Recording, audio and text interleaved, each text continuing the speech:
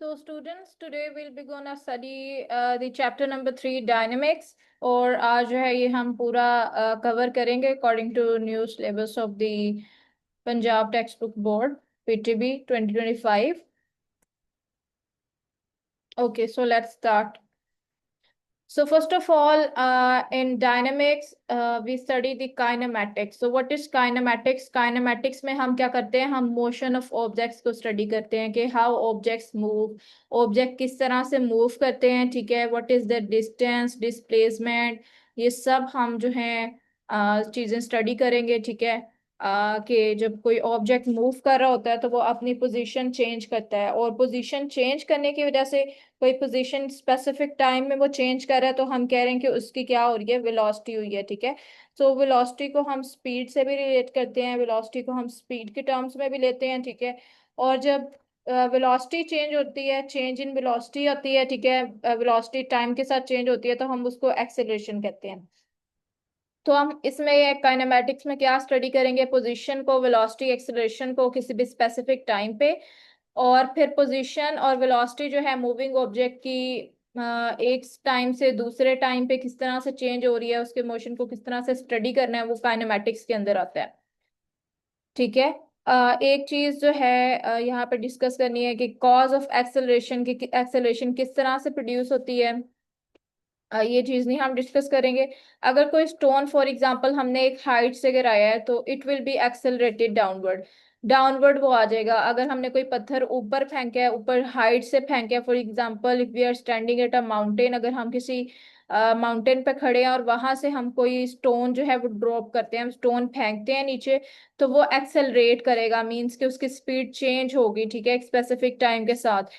तो जैसे ही स्पीड उसकी चेंज हो रही है तो इट मीन्स कि इसके पास क्या हो रही है, इसके अंदर एक्सेलरेशन हो रही है, ये एक्सेलरेट हो रहा है, ठीक है। और वो मूव के कहाँ पे करेगा, डाउनवर्ड करेगा, टुवर्ड द अर्थ। क्योंकि अर्थ के पास क्या होती है, फोर्स ऑफ ग्रेविटी होती है, अर्थ की फोर्स ऑफ ग्रेविटी की वजह से स्टोन जो है वो पुल होता है डाउनवर्ड। और इसी तरह जिस तरह से हम कार ड्राइव करते हैं मोटरसाइकिल में, तो इंजन जो है वो एक फोर्स एक्सर्ट करता है जिसकी वजह से कार जो है वो मूव करना शुरू हो जाती है और एक्सेलरेट होती है, ठीक है। तो कार की भी जो ड्राइव होती है वो एक फोर्स की वजह से होती है, और वो फोर्स क्या है कि हमारे पास इंजन एक्सर्ट करता है, and that is due to the fuel जो हमने उसमें ऐड किया होता है, पेट्रोल डीजल, उसकी वजह से जो है वो फोर्स एक्सर्ट होती है। अब हम देखेंगे कि किस तरह से जब एक्सेलरेशन होती है तो उसके पीछे फोर्स किस तरह से इन्वॉल्व होती है, एक्सेलरेशन के पीछे फोर्स का क्या रोल है, ठीक है। फोर्स जो है वो चीजों को एक्सेलरेट करती है। और डायनेमिक्स में हम स्टडी करेंगे फोर्सेस, ऐसे फोर्सेस जो कि चेंज प्रोड्यूस करती हैं, मोशन ऑफ द बॉडीज। कोई भी हम ऑब्जेक्ट्स देख रहे हैं, उन ऑब्जेक्ट्स के मोशन किस तरह से चेंज हो रहे हैं, ठीक है, किस तरह से उनके मूवमेंट चेंज हो रही है फोर्स लगने की वजह से। तो हम डिफरेंट टाइप्स ऑफ फोर्सेस भी इसमें देखेंगे, और ये देखेंगे फोर्सेस की वजह से किसी भी ऑब्जेक्ट का मोशन किस तरह से चेंज होता है, ठीक है, ये सब चीजें हम देखेंगे। अब हमने कॉन्सेप्ट ऑफ फोर्स देखना है, ठीक है, कि फोर्स असल में है क्या है, what is the concept behind the force, ठीक है। तो फोर्स क्या है, कॉमन कॉन्सेप्ट फोर्स का हम जो पढ़ते रहे हैं छोटे होते से, क्या है कि ये पुश और पुल है, ठीक है।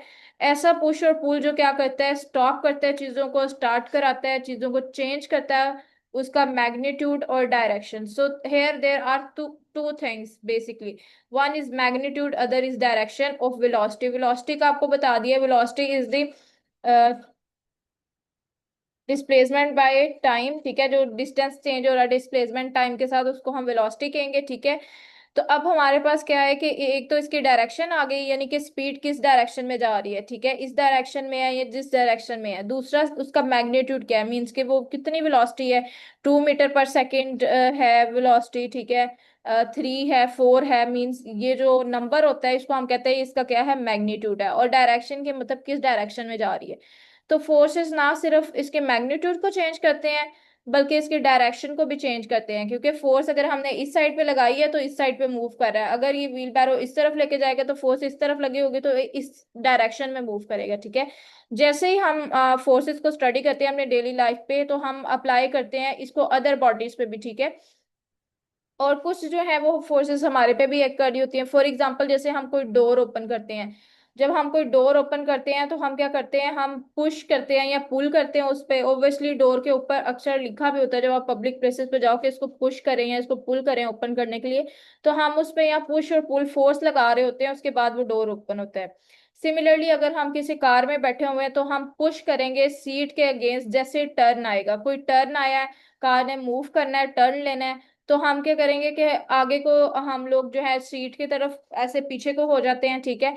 तो जैसे ही हम पीछे की तरफ होते हैं तो हम पे ये फोर्स लगती है, ठीक है, क्योंकि हमारी डायरेक्शन चेंज हो रही होती है, ठीक है। जैसे ही सडनली हमारी चेंज होती है तो हम सीट की तरफ पुश होते हैं, ठीक है, और कॉर्नर की तरफ। तो फोर्स क्या करती है, बेसिकली ये ट्रांसफर करती है एनर्जी टू एन ऑब्जेक्ट। किसी भी ऑब्जेक्ट है उसमें एनर्जी का ट्रांसफर, ठीक है, कोई एनर्जी ट्रांसफर हो रही है फोर्स की वजह से होती है, ठीक है, कोई फोर्स लगेगी तो एनर्जी जाएगी किसी भी ऑब्जेक्ट में। फॉर एग्जांपल ये मैन जो है ये व्हील बैरो को मूव कर रहा है, ठीक है, ये तो इसमें लोड इसने डाला हुआ है, ठीक है, सैंड शेड डाली है, ठीक है, तो मैन क्या करेगा, यहाँ पे फोर्स अप्लाई कर रहा है, ठीक है, फोर्स अप्लाई करेगा, इसको लिफ्ट करा रहा है, लिफ्ट मीन्स कि इसको मूव करा रहा है, और फिर इसके ऊपर फोर्स लगाएगा, इसको पुश कर रहा है, अपनी तरफ नहीं खींच रहा, it applying force away from the from his body, ठीक है, अपनी जो पोजीशन है उससे अवे फोर्स मूव कर रहा है, अप्लाई कर रहा है, तो हम उसको क्या कहेंगे कि ये पुश फोर्स है, वो अप्लाई कर रहा है एक different amount of force her एक हैंडल पे। जैसे ही वो टर्न करेगा व्हील बैरो को अराउंड द कॉर्नर, ताकि वो जो है वो टिपिंग ओवर ना हो, इस तरह से वो उलट ना जाए, ठीक है। और फोर्सेस जो हैं और भी काफी होती है, for example force of gravity भी होती है जो कि डाउनवर्ड एक्ट कर रही होती है, फिर फ्रिक्शन की भी फोर्स होती है जिसकी वजह से हम वॉक कर सकते हैं ग्राउंड पे, ठीक है। तो जो फोर्स ऑफ ग्रेविटी है वो डाउनवर्ड की तरफ एक्ट कर रही होती है, और फ्रिक्शन की फोर्स है वो हमें वॉक करने में ग्राउंड में हेल्प करती है, ठीक है। फिर आगे जो है मेजर हम टाइप्स ऑफ फोर्सेस देख लेते हैं कि फोर्सेस की कौन कौन सी टाइप्स हैं।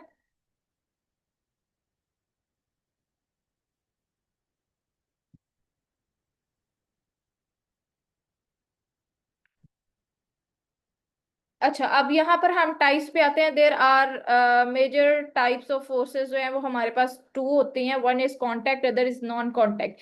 तो कांटेक्ट नॉन कांटेक्ट से ही आपको पता लग जाता है कि जिस तरह आपके कांटेक्ट लिस्ट में पर्संस होते हैं जिनसे आप कांटेक्ट करते रहते हो, मतलब आपकी बातचीत होती रहती है, ठीक है। फिर नॉन कांटेक्ट ऐसे होते हैं जिसमें जिनका आपसे कोई राब्ता नहीं हुआ, कोई कांटेक्ट नहीं है, तो इट मीन्स कि उनका कोई लिंक नहीं है आपके साथ। कांटेक्ट क्या है, मीन्स कि उनका कोई लिंक है आपके साथ, कोई राब्ता है, तो इट मीन्स कि इनका कोई कनेक्शन है आपस में। तो कांटेक्ट फोर्सेस क्या होती हैं, ऐसी फोर्सेस जो एग्जर्ट होती हैं एक ऑब्जेक्ट दूसरे ऑब्जेक्ट के पॉइंट ऑफ कांटेक्ट पे करता है, ठीक है, एग्जर्ट। जैसे ये एक बॉल है, इसके साथ एक बॉल है, ये इसके राब्ते में मीन्स कि इसके कांटेक्ट में है, तो जहां पे इसका कांटेक्ट है यहाँ पे अगर कोई फोर्स अप्लाई होगी तो हम उनको कहेंगे कि ये कांटेक्ट फोर्सेस हैं, ठीक है, कि इसके पॉइंट ऑफ कांटेक्ट पे फोर्स लगी है, कि यहाँ पे इसका पॉइंट ऑफ कांटेक्ट था, इन दोनों का मिलने का पॉइंट था, यहाँ पे हमने फोर्स अप्लाई कर दी, इन फोर्सेस को हम कहते हैं कांटेक्ट फोर्सेस। कांटेक्ट फोर्सेस जो है अप्लाइड फोर्सेस होती है, मींस कि हम इनको अप्लाई कर रहे थे, ये पुश या पुल या ट्विस्ट की फोर्सेस होती हैं। पुश का मींस कि हमने किसी को धक्का दिया है, ठीक है, और पुल का मींस हमने किसी को अपनी तरफ खींचा है, और ट्विस्ट का मतलब हमने मोड़ दिया है, ठीक है। कुछ एग्जांपल जो है कांटेक्ट फोर्सेस के यहाँ पे दी गई हैं, ठीक है। Friction, drag force, one by one हम इनको स्टडी करेंगे, ठीक है। अब फ्रिक्शन फोर्स को देख ले, तो फ्रिक्शन फोर्स हमारे पास क्या होती है कि ये मोशन को रेजिस्ट करती है, मींस कि किसी भी चीज को मूव नहीं होने देती। कोई सरफेस, एक बॉल जो है लैंड पे मूव कर रही है, तो अगर फ्रिक्शन ना हो तो वो मूव करती रहे, लेकिन you never seen that scenario in your real life situation के जब बॉल मूव करती है, तो until and unless it stops, एक ऐसा पॉइंट आएगा कि वो स्टॉप हो जाएगी, that's because of the friction. के फ्रिक्शन क्या करती है, ये रेजिस्ट कर देती है मोशन को, कि स्टॉप करती है, ठीक है, उसको स्टॉप करती है, उसको रोकती है, जो चीज मूव कर रही है किसी भी सरफेस पे, ठीक है। तो सरफेस ग्राउंड भी हो सकता है, टेबल भी हो सकता है, ठीक है, कोई भी सरफेस पे अगर ऑब्जेक्ट मूव कर रहा है तो फ्रिक्शन एक ऐसी फोर्स है उसको रेजिस्ट करती है। और क्योंकि बॉल जब मूव करेगी सरफेस के ऊपर तो वो इसके कांटेक्ट में होगी, ठीक है, यहाँ पे इसका कांटेक्ट होगा, तो ये कांटेक्ट में होगी सरफेस से, तो यहाँ यहीं पे इसकी इस कांटेक्ट पे ही फ्रिक्शन फोर्स एक्ट करेगी। नेक्स्ट हमने ड्रैग फोर्स देखना है। Drag force is little bit different from the friction in that case because it acts in fluid. Fluid का क्या मतलब है, कोई भी ऐसे लिक्विड चीज, ठीक है, फ्लूइड में हम लिक्विड चीज लेके आते हैं जैसे water let's say water, milk, honey, these are fluids, ठीक है। तो ऐसी फोर्स जो कि वाटर में किसी चीज की मूवमेंट को रोकती है, वो फोर्स ड्रैग फोर्स है, ठीक है। ये भी रेजिस्टेंस फोर्स है, लेकिन ये मोशन ऑफ बॉडी को रेजिस्ट करती है थ्रू फ्लूइड, किसी भी लिक्विड के अंदर मूव करने से रोकती है। और ये opposite to the relative motion of any object है, मीन्स कि अगर कोई ऑब्जेक्ट मूव कर रहा है तो उसको उसके ऑपोजिट है, क्योंकि ये उसको रोक रही है मूव करने पे फ्लूइड से, ठीक है। नेक्स्ट जो हमने पढ़ना है वो थ्रस्ट फोर्स है। थ्रस्ट जो फोर्स है ये भी लिक्विड में एक्सर्ट होती है, but it is different from the drag force. क्यों? क्योंकि ड्रैग फोर्स जो है ये एक रेजिस्टेंस फोर्स है, but thrust force is not a resistance force. ये इसकी डायरेक्शन क्या होती है? अपवर्ड होती है, ठीक है। ये अपवर्ड लिक्विड, कोई कोई भी लिक्विड में अगर आप ऑब्जेक्ट डालो और वो लिक्विड उस ऑब्जेक्ट को ऊपर की तरफ मूव करे, ठीक है, ऊपर की तरफ रखे, यानी कि उसको फ्लोट करवाए, तो वो वाली फोर्स क्या है? थ्रस्ट फोर्स है, ठीक है। जैसे ही हम कोई ऑब्जेक्ट पानी में डालते हैं, हम उसको इमर्स करने की कोशिश करते हैं कि उसके अंदर डूब जाए या भीग जाए, तो हम क्या देखते हैं कि वो ऑब्जेक्ट जो है एक अपवर्ड फोर्स फील करता है अपने ऊपर, जिसकी वजह से वो ऊपर फ्लोट करने लग जाता है। ये फोर्स जो है इंक्रीज करती है जैसे ही हम ऑब्जेक्ट को पुश करें डीपर। फॉर एग्जांपल एक बॉल हमने ली, हम उसको पुश करी जा रहे हैं वाटर के अंदर, वो चला जाए चला जाए, जितना हम पुश करेंगे उतनी तेजी से वो ऊपर सरफेस पे आ जाता है। तो ये क्या होता है? ये थ्रस्ट फोर्स होती है, और ये अपवर्ड फोर्स है जो कि वाटर के अंदर कोई ऑब्जेक्ट डाला है तो वाटर उसको ऊपर की तरफ फोर्स लगाएगा और वो ऊपर आ जाएगी। दैट्स वाई हमारे पास जो शिप्स हैं वो फ्लोट करती हैं सी में इस फोर्स की वजह से, जिसकी वजह से बैलेंस हो जाता है वेट शिप का, ठीक है। तो फॉर एग्जांपल वेट तो आपको पता है काफी ज्यादा ये पानी है, इस शिप है, ठीक है, शिप का काफी वेट है, ठीक है। और इसके वेट की, अगर वेट इसका डाउनवर्ड एक्ट कर रहा है तो वाटर क्या करेगा? इसको अपवर्ड इस तरह से फोर्स अप्लाई करेगा, ठीक है, जिसकी वजह से जो शिप है वो बैलेंस हो जाती है और वो फ्लोट करती है इजीली सी के ऊपर, ठीक है। तो ये थ्रस्ट फोर्स होती है जो कि चीजों को वाटर के अंदर जो है फ्लोट करवाती है, ठीक है। दैट्स वाई वुड जो है वो फ्लोट करती है, और इस तरह के जो लेस डेंस मटेरियल होते हैं वो हमारे पास क्या करते हैं? वाटर पे फ्लोट करते हैं। That is because of the thrust force, ठीक है। अब नेक्स्ट हमने जो फोर्स पढ़नी है that is normal force. Normal force क्या होती है? एक ऐसी फोर्स ऑफ फ्रैक्शन है जो कि सरफेस पे 90 डिग्री के एंगल पे एक्ट करती है, ठीक है।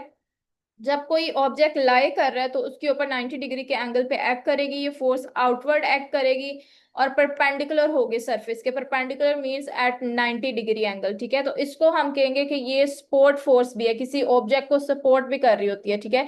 कोई ऑब्जेक्ट इस तरह से, फॉर एग्जांपल ये हमारे पास टेबल है, इसके ऊपर बुक पड़ी है, तो इसके ऊपर 90 डिग्री के एंगल पे जो फोर्स एक्ट कर रही है, ये इस तरह से बुक पड़ी है 90 डिग्री के एंगल पे, तो यहाँ पे जो फोर्स एक्ट करेगी वो नॉर्मल फोर्स होगी, ठीक है। तो नॉर्मल फोर्स ऑब्जेक्ट को लाई करने में हेल्प करती है, परपेंडिकुलर होती है टू द सरफेस। सरफेस इस तरह से है तो ये हमारे पास परपेंडिकुलर है, पैरेलल होती है इस तरह से, लाइंस परपेंडिकुलर होती हैं इस तरह से, ठीक है। तो ये परपेंडिकुलर एक्ट कर रही होती है, ठीक है, और सपोर्ट करती है इस ऑब्जेक्ट को यहीं पे लाई करने के लिए। बुक कहीं और नहीं मूव करती, ठीक है, यहीं पे रहती है, क्योंकि इस पे एक नॉर्मल फोर्स भी एक्ट कर रही होती है।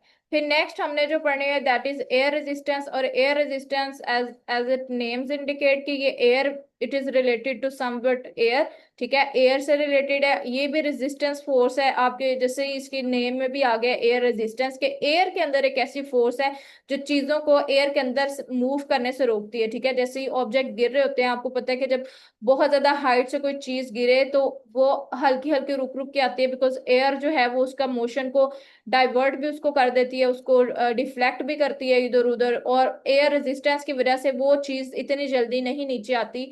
अगर एयर रेजिस्टेंस ना हो तो फिर वो फौरन से नीचे आ जाए ग्राउंड पे, ठीक है। दैट्स वाई अगर वो 5 फ्लोर से फेंकी तो फिर ज्यादा टाइम लगेगा, 2 फ्लोर से फेंकी थोड़ा कम, 1 फ्लोर से तो बहुत कम।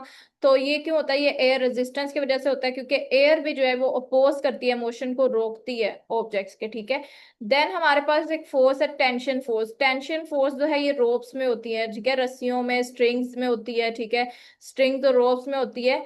जब भी हम किसी लोड को ऊपर लेके जा रहे होते हैं तो वो लोड जो है, फॉर एग्जांपल ये हमारे पास एक पुली है, इसके ऊपर ये ग्रूव व्हील है, और हमने इसके ऊपर जो है ये रोप है, ठीक है। तो जैसे ही हम चीजों को ऊपर नीचे लेके जा रहे हैं पुली के थ्रू, तो इसके ऊपर जो है ना इस तरह अपवर्ड डायरेक्शन में एक फोर्स एक्ट करेगी, that is the tension force, के टेंशन फोर्स जो है वेट के ऑपोजिट होती है, नीचे इसका वेट है, ऊपर जो है वो टेंशन फोर्स होती है। तो ये रोप में जो है एक रोप जो एक्सपीरियंस करती है फोर्स, वो टेंशन फोर्स होती है, ठीक है। नेक्स्ट हमारे पास फोर्स जो आती है that is elastic force. Elastic force क्या होती है? कैसी फोर्स जो कि सर्टेन मटेरियल्स को उनकी शेप में वापस लाने में हेल्प करती है, मीन्स कि उनको डीफॉर्म होने के बाद भी उसको दोबारा से उसी पोजीशन में ले आती है। फॉर एग्जांपल कुछ रबर बैंड, स्प्रिंग्स, टेम्पोलिन्स जो जिस पे जंप करते हैं हम, ट्रेम्पोलिन्स में जिस तरह से वो बच्चे भी छोटे उस पे जंप कर रहे होते हैं, उछलते हैं, तो वो ऊपर नीचे मीन्स के इलास्टिसिटी मेंटेन कर देता है, पहले नीचे जाता है फिर अपने ओरिजिनल पोजीशन में ऊपर आ जाता है, ठीक है। तो ट्रैम्पोलिन्स वगैरह में भी और स्प्रिंग्स में भी ट्रैम्पोलिन इस तरह के होते हैं, ठीक है। इस पे जब आप अंदर जाओगे तो जंप करोगे तो फिर ये नीचे की तरफ मूव करेगा और फिर ऊपर बैक आ जाएगा, ठीक है। तो इसमें हमारे पास क्या होता है कि इलास्टिक फोर्स होती है कि ये इलास्टिसिटी को मेंटेन करती है। जो मटेरियल्स हैं जब भी मूव करते हैं तो ये अपनी पोजीशन चेंज करते हैं, ठीक है। पोजीशन चेंज करने के बाद इलास्टिक फोर्स एक ऐसी फोर्स है जिसको जो इसको अपनी वापस ओरिजिनल पोजीशन में आने में हेल्प कर रही है, ठीक है। उसको डीफॉर्म होने से बचा रही है, मीन्स कि उसकी शेप खराब होने से बचा रही है, उसको डिफॉर्मिटी से बचा रही है, ठीक है। उसको बैक टू ओरिजिनल पोजीशन लेके आ रही है। रबर बैंड में भी आपको पता है खींचो तो वो दोबारा से उसी पोजीशन में आ जाता है, स्प्रिंग्स में आ जाता है, ठीक है। अनटिल अनलेस जो उसकी इलास्टिसिटी है, इलास्टिक का कांस्टेंट है, वो खराब हो जाए, ठीक है। तो बहुत ज्यादा ये डिपेंड करता है कि वो स्प्रिंग किस क्वालिटी का है, ठीक है। Then there are non contact forces. Non contact forces क्या होती हैं? ऐसी फोर्सेस होती हैं जो तब एक्ट करती हैं जब देर इज नो कॉन्टेक्ट, ठीक है। दो ऑब्जेक्ट्स हैं उनके दरमियान कोई फिजिकल कॉन्टेक्ट नहीं है, इट मीन्स के वो जुड़े नहीं हुए, वो अलग अलग है, उनके दरमियान क्या है? डिस्टेंस है, ठीक है। दैट्स वाई हम इनको कहते हैं एक्शन एट अ डिस्टेंस। ये ऐसी फोर्सेस हैं जो दूर से भी एक्ट कर लेंगी, ठीक है, दूर से भी, लाइक मैग्नेट की तरह दूर से भी एक्ट करेंगे। इसमें हम पढ़ेंगे भी कौन कौन सी फोर्सेस आती हैं, ठीक है। तो इसके पास जो है इट मीन्स के दूर से एक्ट कर रही है तो देयर इज समवट फील्ड, इसमें फील्ड भी इन्वॉल्व होगी कि उन फोर्सेस की फील्ड जो है वो एक्सटेंड होती है, ठीक है। यानी कि काफी डिस्टेंस में जिस तरह वाईफाई के सिग्नल फैलते हैं ना, इसी तरह इन फोर्सेस की भी फील्ड होती हैं, ठीक है। फील्ड लाइंस होती हैं जो दूर तक जा सकती हैं और किसी दूसरे ऑब्जेक्ट पे एक्ट कर सकती है। इस प्रॉपर्टी की वजह से हम इनको फील्ड फोर्सेस भी कहते हैं क्योंकि इनकी फील्ड होती है। पहली जो इसमें फोर्स है वो ग्रेविटेशनल फोर्स है। ग्रेविटेशनल फोर्स क्या है? जैसे फॉर एग्जांपल एक एप्पल फॉल कर रहा है डाउन फ्रॉम अ ट्री, एक ट्री से गिर रहा है, तो it is the best example of the gravitational force, ठीक है। जैसे ही हम थ्रो करेंगे एक ऑब्जेक्ट को अपवर्ड तो क्या करेगा? वो नीचे आ जाएगा अर्थ के ऊपर, that is due to the gravitational force. Gravitational force क्या कर रही है? अट्रैक्ट कर रही है ऑब्जेक्ट्स को अपनी तरफ, मैसेज ऑब्जेक्ट्स को, ऑल बॉडीज को, जिन जिन के मैस है, ऐसी चीजें उनको अपनी तरफ खींचती है। और ये न्यूटन लॉ ऑफ ग्रेविटेशनल से प्रूव हो गया। ये it is a long range force की काफी डिस्टेंस पे भी एक्ट कर लेती है। फोर्स का फॉर्मूला क्या है? G m1 m2/r2। इसमें m1 m2 दो मैसेज हैं, ठीक है, ऑब्जेक्ट्स के जो एक दूसरे से डिस्टेंस पे। G जो है वो ग्रेविटेशनल फोर्स है, इसकी वैल्यू हमेशा सेम रहेगी, इट इज कांस्टेंट, ठीक है। कांस्टेंट वैल्यू है 6.67 multiply by 10⁻⁻11 newton metre square per KG square. और इसी तरह जिस तरह हमारी अर्थ की ग्रेविटेशनल फोर्स है, सन की भी अपनी ग्रेविटेशनल फोर्स है। तो ग्रेविटेशनल फोर्स भी ऐसी फोर्स है कि मास के साथ इंक्रीज करती है। जिस तरह अर्थ का मास थोड़ा छोटा है तो उसकी जो ग्रेविटेशनल फोर्स है वो सन की ग्रेविटेशनल फोर्स से ज्यादा स्ट्रॉन्ग नहीं है।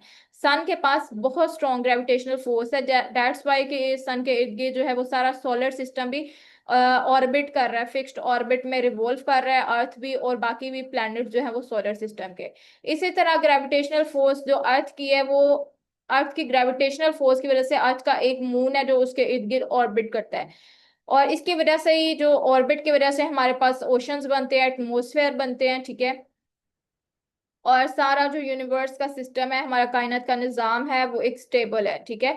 अगर even an object resting on a surface, अगर कोई मतलब ऑब्जेक्ट पड़ा भी हुआ है अपनी सरफेस पे, कुछ भी नहीं कर रहा, बस स्टेबल पड़ा हुआ है, तो तब भी उसके ऊपर एक डाउनवर्ड फोर्स लगेगी, डेट इज वेट, ठीक है। वेट, अगर बुक आपकी टेबल पे पड़ी है तब भी उसका वेट डाउनवर्ड की तरफ एक्ट कर रहा है, ठीक है। क्यों एक्ट कर रहा है? Due to attractive force of earth के, क्योंकि अर्थ की एक अट्रैक्टिव फोर्स है जिसको हम ग्रेविटी कह रहे हैं, उस ग्रेविटी की वजह से एक्ट कर रहा है।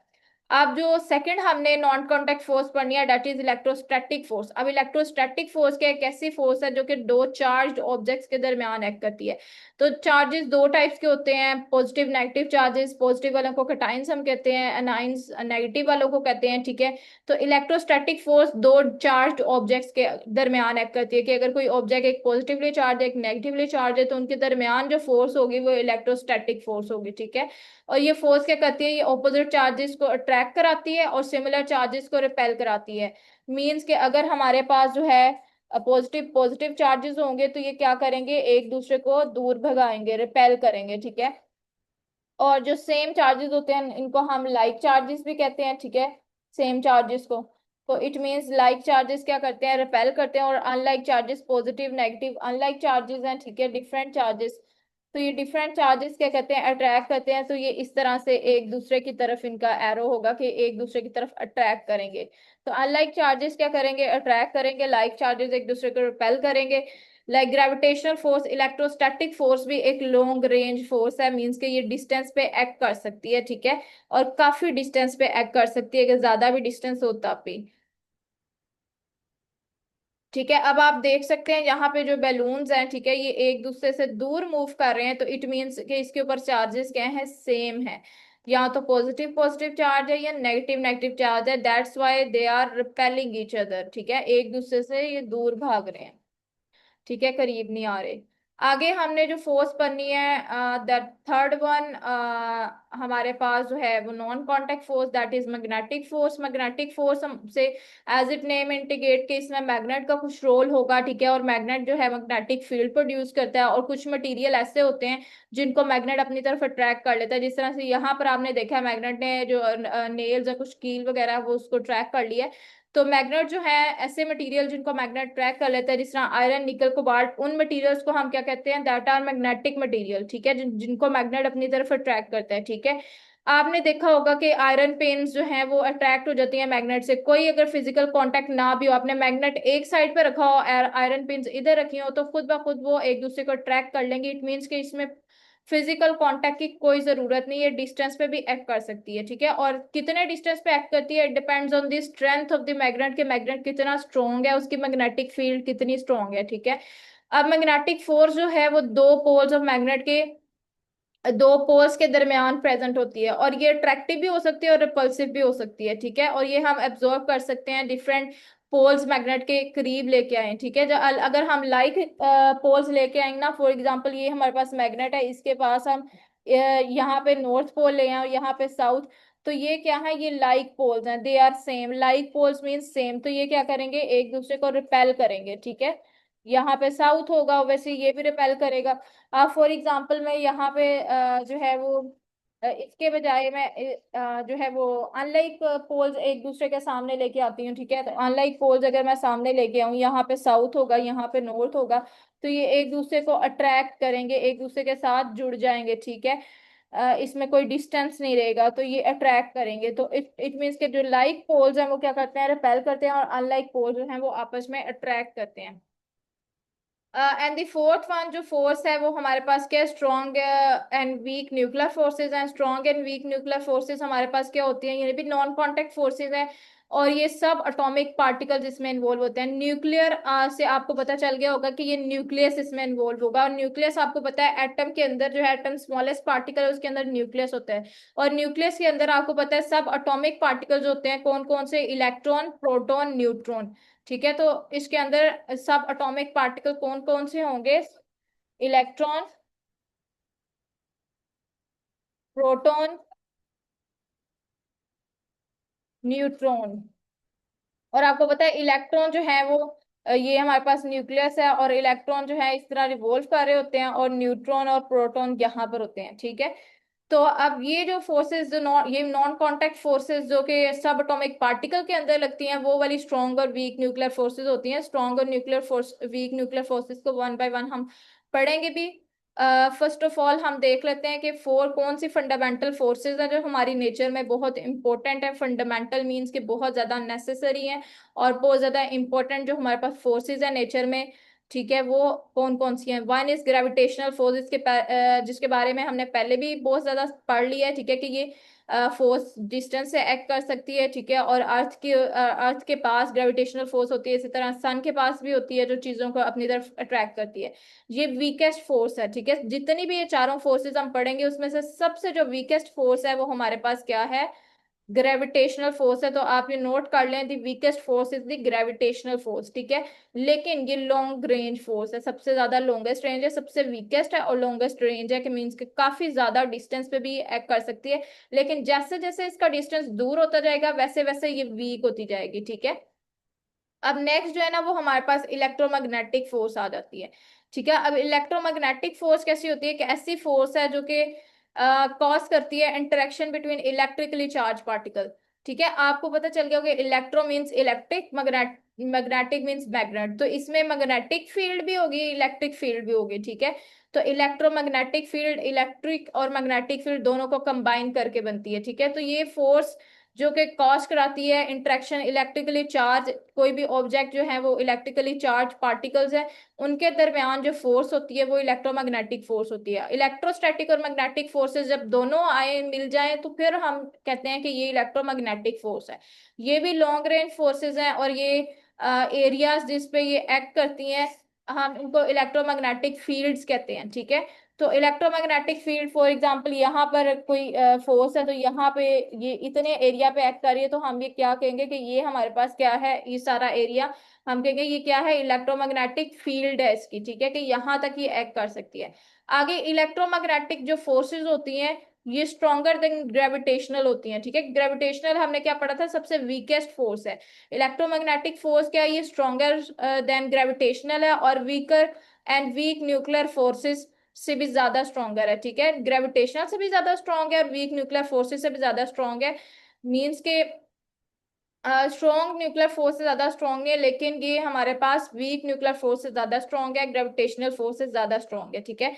और ये फोर्स जो है सब केमिकल रिएक्शंस को करवाती है, ठीक है। जो भी केमिकल रिएक्शंस हो रहे होते हैं, ठीक है, एटम्स के दरमियान, न्यूक्लियर के दरमियान, ठीक है, ये क्या करती है, एटम को बाइंड टुगेदर रखती है, मॉलिक्यूल्स क्रिस्टल, ठीक है, जितने भी मॉलिक्यूलर लेवल पे मॉलिक्यूल्स बनते हैं एटम, वो किस तरह से जुड़े होते हैं इस फोर्स की वजह से, ठीक है।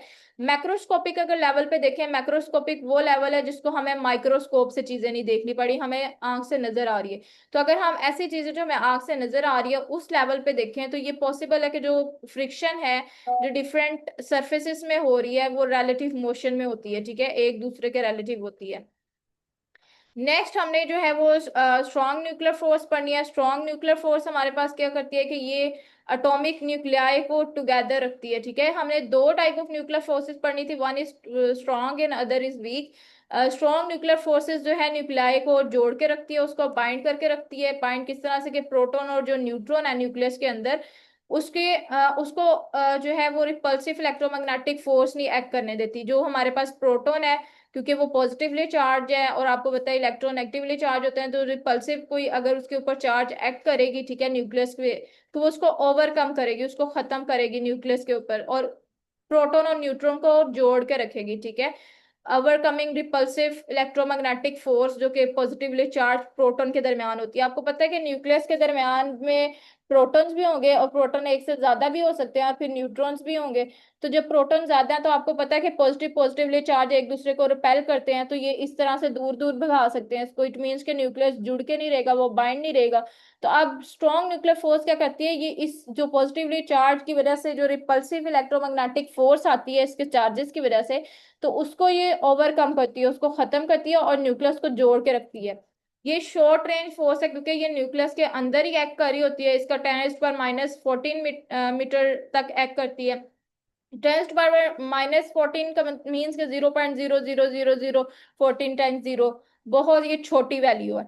अगर डिस्टेंस जो है न्यूक्लियंस का इंक्रीज होगा इस रेंज से तो ये फोर्स नहीं एक्ट करेगी। अगर न्यूक्लियंस जो है मीन्स के ये जो न्यूक्लियंस क्या है हमारे पास, जो न्यूक्लियस के अंदर चीजें हैं प्रोटॉन और न्यूट्रॉन, अगर प्रोटॉन और न्यूट्रॉन का डिस्टेंस इससे ज्यादा बढ़ जाता है 10⁻⁻14 पे, तब जो है ये वाली फोर्स एक्ट नहीं करेगी क्योंकि ये शॉर्ट रेंज पर एक्ट कर रही है, 10⁻⁻14 की रेंज पर एक्ट कर रही है, ठीक है। तो ये हमारे पास था, ये हमारे पास प्रोटॉन और न्यूट्रॉन है, तो ये जुड़ के किस तरह रह रहे हैं, ये बाइंडिंग जो फोर्स है प्रोटॉन और न्यूट्रॉन की वो हमारे पास स्ट्रॉन्ग न्यूक्लियर फोर्स है, और साइडों पे ये इलेक्ट्रॉन है, ठीक है, अब हम जो है ये वीक न्यूक्लियर फोर्स का पढ़ लेते हैं, that how it is different from the strong nuclear force.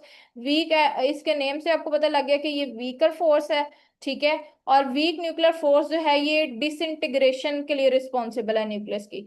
जब न्यूक्लियस टूटता है तो आपको पता है न्यूक्लियस तो बहुत स्ट्रांग है, उसके ऊपर फोर्स एक्ट करेगी, वो उसको बाइंड करके रख रही है। तो फिर भी इसके बावजूद भी क्यों ऐसा होता है कि न्यूक्लियस टूट जाते हैं, ब्रेक डाउन हो जाते हैं, डिसइंटीग्रेट हो जाते हैं। अब वो उनके ब्रेकडाउन के क्या रीजन रीजन है, that is due to the weak nuclear force के। ये वीक न्यूक्लियर फोर्स ऐसी फोर्स होती है जो उसकी ब्रेकडाउन करवा देती है इसको।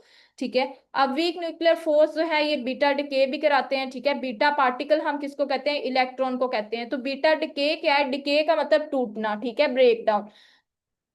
तो बीटा डिके क्या होता है, जिसमें बीटा पार्टिकल निकलता है, यानी कि इलेक्ट्रॉन निकलता है। जब हमारे पास इलेक्ट्रॉन निकलेगा हमारे पास न्यूक्लियस में से, ठीक है, तो बीटा डिके हम न्यूट्रॉन का कराते हैं। जब न्यूट्रॉन में से निकल जाएगा तो न्यूट्रॉन किस में चेंज हो जाएगा, प्रोटॉन में चेंज हो जाएगा। क्योंकि हमारे पास जो नेगेटिवली चार्ज इलेक्ट्रॉन है, बीटा पार्टिकल, वो तो निकल गए, बाकी हमारे पास क्या बच गया, प्रोटॉन बच गया। और अनचार्ज एक पार्टिकल भी हो जाता है, एमिट होता है, जिसको एंटी न्यूट्रिनो कहते हैं, ये भी एमिट होता है, इसके पास कोई चार्ज नहीं होता। अदर वर्ड्स में हम कह सकते हैं कि जो वीक न्यूक्लियर फोर्स है ये रेडियो एक्टिविटी के लिए भी रिस्पॉन्सिबल है, कि जो एटम्स रेडियो एक्टिव होते हैं, रेडिएशन एमिट करते हैं, एनर्जी रिलीज करते हैं। एटम्स अनस्टेबल होते हैं, उनका एनर्जी लेवल, तो वो रेडिएशन एमिट करते हैं, एनर्जी रिलीज करते हैं। रेडियो एक्टिविटी के लिए जो रिस्पॉन्सिबल फोर्स है वो हमारे पास वीक न्यूक्लियर फोर्स है। इसकी वजह से ही हमारे पास जो है वो रेडिएशन एमिट करते हैं, क्योंकि डिसइंटीग्रेट होंगे तो कोई ना कोई पार्टिकल निकलेगा, बीटा पार्टिकल, तो वो भी रेडिएशन की फॉर्म में, एनर्जी की फॉर्म में ही निकलेगा। ठीक है, इसी तरह गामा रेडिएशंस भी होती हैं, वो तो टोटली एनर्जी बेस्ड होती हैं। और वीक न्यूक्लियर फोर्स जो है ये स्ट्रॉन्गर देन ग्रेविटेशनल फोर्स है, क्योंकि हमने देखा था सबसे जो वीकेस्ट फोर्स है वो ग्रेविटेशनल फोर्स है, लेकिन ये वीकर है देन द इलेक्ट्रोमैग्नेटिक फोर्स। तो सबसे हमारे पास जो स्ट्रॉन्गेस्ट फोर्स थी ना, वो हमारे पास सबसे जो स्ट्रॉन्गेस्ट फोर्स है वो हमारे पास क्या है, स्ट्रॉन्ग न्यूक्लियर फोर्स। ठीक है, फिर उसके बाद हमारे पास क्या आ जाती है, इलेक्ट्रोमैग्नेटिक फोर्स। ठीक है, फिर हमारे पास क्या आ जाती है, ये वीक न्यूक्लियर फोर्स, और फिर ग्रेविटेशनल फोर्स आ जाती है। ठीक है, gravitational is the weakest force. और सबसे ये जो इसका शॉर्ट रेंज फोर्स क्या है, 10⁻⁻17, यानी कि ये वीक जो न्यूक्लियर फोर्स है ये स्ट्रॉन्ग न्यूक्लियर फोर्स से भी ज्यादा इसकी रेंज कम है। तो सबसे ज्यादा फिर रेंज क्या है, ग्रेविटेशनल की है, फिर इलेक्ट्रोमैग्नेटिक की है, फिर स्ट्रॉन्ग न्यूक्लियर फोर्स की है, फिर वीक न्यूक्लियर फोर्स की रेंज है। ठीक है, तो ये भी कुछ चीजें हैं जो आपने याद रखनी है कि किस फोर्स की रेंज कितनी है, सबसे ज्यादा स्ट्रॉन्गेस्ट कौन सी है और सबसे ज्यादा वीकेस्ट कौन सी है। ठीक है, तो ये अब हमारे पास कुछ दिखाया है इन्होंने, एंटी न्यूट्रिनो। न्यूट्रिनो क्या होते हैं कि ये हमारे पास प्रोटॉन है न्यूक्लियस के अंदर, और ये हमारे पास जो है इलेक्ट्रॉन है। ठीक है, और इसके अंदर न्यूट्रॉन है और न्यूट्रिनो भी है। ठीक है, तो ये तीनों होते हैं, और बाकी ये जो है ये प्रोटॉन से मिलके बना हुआ है। नेक्स्ट अब हमने जो पढ़ना है वो यूनिफिकेशन ऑफ फोर्सेस है, कि हमारे पास जो बाद में कुछ साइंटिस्ट थे उन्होंने वीक न्यूक्लियर फोर्सेस और इलेक्ट्रोमैग्नेटिक फोर्सेस को कंबाइन कर दिया था। इनमें डॉक्टर अब्दुल सलाम का नेम आता है, और शेल्डन ग्लाशो का आता है, और विनबर्च का आता है। 1979 में नोबेल प्राइज भी इनको फिजिक्स में मिला था, क्योंकि इन्होंने वीक न्यूक्लियर फोर्स और इलेक्ट्रोमैग्नेटिक फोर्स को एक फोर्स बना दी थी, और उसको क्या नेम दिया था इन्होंने, इलेक्ट्रो वीक फोर्स का। और इन्होंने कहा था कि बेसिकली ये जो फोर्सेस है, week nuclear force, electromagnetic force, ये एक ही तरह की है। ठीक है, ये दो फोर्सेस डिफरेंट तो दिखती हैं, इनका फिनोमेना डिफरेंट है, लेकिन इनकी जो थ्योरी मॉडल है, डिफरेंट एस्पेक्ट्स हैं। ठीक है, एक ही फोर्स के, इनकी अगर हम थ्योरी स्टडी करें तो एक ही फोर्स इसमें इन्वॉल्व होती है, इसके डिफरेंट एस्पेक्ट्स हैं, डिफरेंट तरीके से देखा जाता है, उसका नजरिया डिफरेंट है देखने का। ठीक है, वे डिफरेंट है। तो ये इफेक्ट जो है फिर ऑब्जर्व किए गए डिफरेंट प्लेसेस पे, और हाई एनर्जी पे भी, हाई एनर्जी यूज करते हुए डिफरेंट प्लेसेस पे ये देखा भी गया, इसको स्टडी किया गया प्रॉपर कि किस तरह से ये सेम है। ठीक है, इसकी आगे डिटेल पढ़ना कि क्यों है कैसा है ये हमारी डिबेट नहीं है। ठीक है, नेक्स्ट हमारे पास जो है ये forces in a free body diagram हमने देखनी है, कि कोई भी अगर बॉडी पड़ी है, ठीक है, उसके ऊपर कौन कौन सी फोर्सेस एक्ट कर सकती हैं। तो एक्सटर्नल फोर्सेस क्या होती हैं, ऐसी फोर्सेस हैं जो किसी ऑब्जेक्ट पे एक्ट करती हैं, जिसमें फ्रिक्शन आ जाता है, ग्रेविटी आ जाती है, नॉर्मल फोर्स आ जाती है, हमारे पास ड्रैग फोर्स आ जाती है, फिर हमारे पास टेंशन आ जाती है। ठीक है, स्ट्रिंग में, और ह्यूमन फोर्स भी आ जाती है ड्यू टू पुशिंग और पुलिंग, के अगर हम किसी चीज को पुश कर रहे हैं, पुल कर रहे हैं। ठीक है, तो उसमें ह्यूमन भी कोई ना कोई फोर्स लगा रहा होता है पुश या पुल करने में, ठीक है। तो ये एक्सटर्नल फोर्सेस ये सारी हो सकती हैं, ठीक है। सपोज अगर कोई बुक पड़ी हुई है टेबल पे और हमने पुश किया उसको सरफेस पे टेबल पे, ठीक है, then how we can represent the forces, कि उसके ऊपर कौन कौन सी फोर्सेस एक्ट करेंगी फ्री बॉडी डायग्राम से कैसे हम बताएंगे। ये फ्रीली बॉडी यहाँ पे पड़ी हुई है ना, हमने यहाँ पे फोर्स लगाई, ठीक है। अब फ्री बॉडी डायग्राम से किस तरह से हम जो है वो रिलेटिव मैग्नीट्यूड बताएंगे। रिलेटिव मीन्स के एक का दूसरे से कंपेयर करते हुए कि कितनी मैग्नीट्यूड है या डायरेक्शन कहाँ पर है सब फोर्सेस की, वो हम किस तरह से दिखाएंगे। फ्री बॉडी डायग्राम जो है ये हमें ऐसा पाथवे प्रोवाइड करती है जिसमें हम स्पेशल एग्जांपल वेक्टर डायग्राम्स ले लेते हैं। वेक्टर क्या होते हैं कि जिसकी कोई पोजीशन हम शो करें, जिसकी कोई हेड हो, किसकी कोई टेल हो, जिस तरह ये एरो है, ठीक है, हेड और टेल है, ठीक है इसकी। तो ये वेक्टर डायग्राम हमने एक थोड़ी सी ड्रॉ कर दी कि इसके वेक्टर्स हमने ड्रॉ कर दिए। फ्रिक्शन जो है वो इस साइड पे एक्ट करेगी, क्योंकि अप्लाइड फोर्स हमने इस साइड पे फोर्स लगाई है तो उसके डायरेक्शन में फ्रिक्शन यहाँ पर एक्ट करेगी। बाकी वेट अगर डाउनवर्ड है तो वेट की ऑपोजिट एक नॉर्मल फोर्स एक्ट करेगी जो कि 90 डिग्री के एंगल पे एक्ट करेगी कर रही होगी, ठीक है। यूजुअली जो ऑब्जेक्ट्स हैं हम उनको बॉक्स से रिप्रेजेंट कर देते हैं, ठीक है। फ्री बॉडी डायग्राम में ये बॉक्स से हमने ऑब्जेक्ट को रिप्रेजेंट कर दिया, और जो फोर्सेस इस पे एक्ट कर रही हैं उसको एरो से आउटवर्ड डायरेक्शन में, बाहर की डायरेक्शन में हमने शो करना है, और जिस डायरेक्शन में वो लग रही है उस डायरेक्शन में, ठीक है। और जो length of force of arrow है वो मैग्नीट्यूड को डिपेंड करेगा। अब आपने देखा होगा ये वाला एरो थोड़ा बड़ा है, ये छोटा है, ठीक है, फिर और ये वाले एरो दोनों इक्वल है, क्योंकि जितना वेट हो उतनी ही नॉर्मल फोर्स लगती है, इसलिए इन दोनों के एरो की लेंथ सेम है। और अगर हमने फोर्स ज्यादा लगाई है अमाउंट की तो इट मीन्स कि ज्यादा बड़ा एरो आपने ड्रॉ करना है, और फ्रिक्शन उसके निस्बत थोड़ी सी फ्रिक्शन में वेस्ट होगी वो एनर्जी, तो वो छोटा थोड़ा एरो है। तो अब इसके जो मैग्नीट्यूड होता है, ये कितने अमाउंट की फोर्स लगी है वो मैग्नीट्यूड को शो करता है। तो ये हमने एरो की लेंथ से पता लगाना है, ठीक है, कि एरो कितना लंबा है उतनी ज्यादा फोर्स का मैग्नीट्यूड है, ठीक है। और डायरेक्शन हमें एरो हेड से पता लगेगी, ये एरो हेड है, जहां पे ये हेड होगा वहां पे हमें पता लगेगा कि ये इस साइड पर इसकी डायरेक्शन है, ठीक है। और हर एक फोर्स को हमने लेबल कर देना है ताकि हम एग्जैक्ट जो टाइप है फोर्स की हम बता सकें, ठीक है। ये फ्री बॉडी डायग्राम है, इस तरह से हम ड्रॉ करते हैं। तो आपको किस तरह से भी आ सकता है कि कोई भी ऑब्जेक्ट पड़ा है, जिस तरह से यहाँ पर टेबल पड़ा है, तो अच्छा मैं यहाँ से फोर्स लगा रही हूँ तो बाकी सारी फोर्सेस आप मुझे ड्रॉ करके दिखाएंगे, ठीक है। तो इसमें भी ऊपर आपको पता है कि सिर्फ हमने क्या अप्लाइड फोर्स दिखाई थी और आपने फ्री बॉडी डायग्राम उसकी ड्रॉ की। अब न्यूटन लॉज ऑफ मोशन पे हम देख लेते हैं। आपको पता है कि 3 लॉज ऑफ मोशन हमने पढ़ने हैं न्यूटन के। सबसे पहला लॉ क्या है कि हमारी कॉमन ऑब्जर्वेशन है कि फोर्स जो है किसी भी ऑब्जेक्ट किसी भी बॉडी को मूव कराने के लिए चाहिए होती है, उसको स्टॉप कराने के लिए, ठीक है। और अगर कोई बुक टेबल पे पड़ी है तो वो टेबल पे ही पड़ी रहेगी जब तक कि उस पे मैं फोर्स नहीं लगाती, मैं उसको उठाती नहीं, उस पे कोई फोर्स लगा के उसको मूव नहीं करती। इसी तरह बॉल जो वो ग्राउंड पे रोल कर रही है फ्लोर पे, तो वो रोल करती रहेगी, मूव करती रहेगी उसी वेलोसिटी के साथ, ठीक है, in the absence of N applied force, ठीक है। कि अगर कोई फोर्स नहीं लगी तो वो बॉल मूव करती जाएगी, लेकिन अगर कोई स्टॉप करने के लिए उसको फोर्स लगी है तब वो स्टॉप होगा, ठीक है। लेकिन प्रैक्टिकली क्या ऐसा होता है, नहीं, हमारी जो बॉल मूव करती है वो स्टॉप हो जाती है कुछ डिस्टेंस के बाद, क्योंकि इसके पास अपोजिंग फोर्स एक ऐसी फोर्स है जो कि फ्रिक्शन की फोर्स है, ये इस पर एक्ट करती है, इस बॉल को स्टॉप करा देती है। अब न्यूटन ने एक्सप्रेस किया ऐसी ऑब्जर्वेशन अपनी जो फर्स्ट लॉ में था, उसने क्या बताया हमारे पास कि बॉडी जो है वो मूव करती रहेगी अपनी रेस्ट या यूनिफॉर्म मोशन में स्ट्रेट लाइन में जब तक कि उसके पास कोई बाहर से फोर्स नहीं लगेगी। अब एक्सटर्नल फोर्सेस के कुछ एग्जांपल हमने स्टार्ट में ही पढ़ ली थी, कौन कौन सी हो सकती हैं, gravity, frictional, normal, drag, tension, human force. ये सारी फोर्सेस जब तक इनमें से कोई एक्सटर्नल फोर्स नहीं एक्ट करेगी तब तक जो है बॉडी मूव करती रहेगी। अब आपने देखा था कि बॉल स्टॉप हो गया, वाई, क्योंकि उसके ऊपर फ्रिक्शन एक्ट कर गई थी। इसी तरह जब कोई फास्ट मूविंग बस है वो सडनली स्टॉप हो जाती है तो पैसेंजर्स क्या करते हैं, वो बेंड फॉरवर्ड होते हैं, ठीक है, फॉरवर्ड की तरफ बेंड होते हैं, आगे की तरफ। क्यों होता है? क्योंकि वो रुकना नहीं चाहते, वो मूव ही करना चाहते हैं, इसलिए वो आगे को ही जाएंगे, क्योंकि वो मूव करना चाहते हैं, अपनी उसी मोशन की स्टेट को मेंटेन करना चाहते हैं, वो नहीं चाहते कि उनको कोई रोके, ठीक है। इसी वजह से जब एकदम से ब्रेक लगती है, हम बस में बैठे हों, ठीक है, कार में, हम आगे को जाते हैं।